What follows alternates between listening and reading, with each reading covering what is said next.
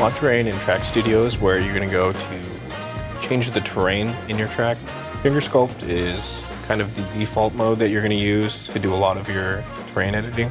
You'll notice you have a lot of different brushes here. These are noise brushes.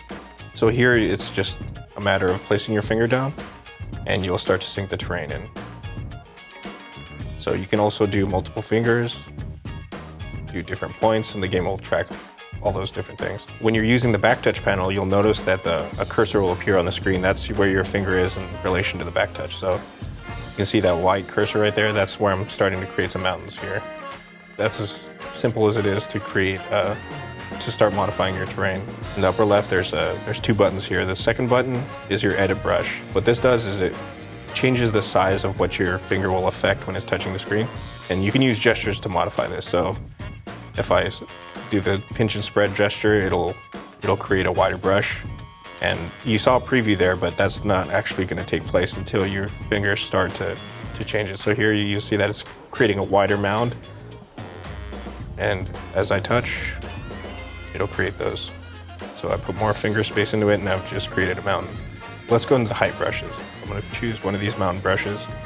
We'll go into edit brush. I'm going to change the size.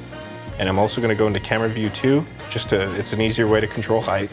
And just move my finger up the screen and you'll see that the preview is changing. Now I'm getting a mountain pretty much with one press. I can press X and that'll apply the effect.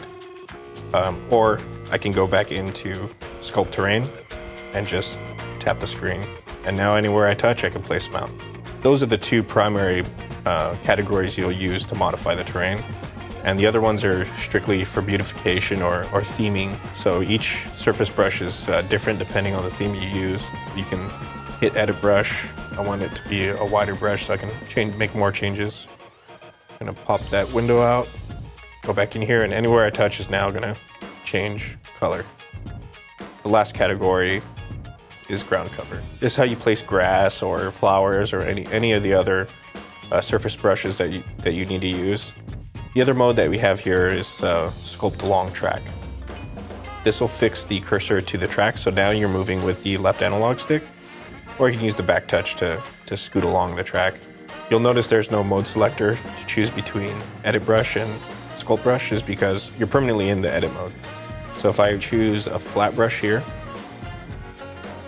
I go into camera view 2 because I want to control the height.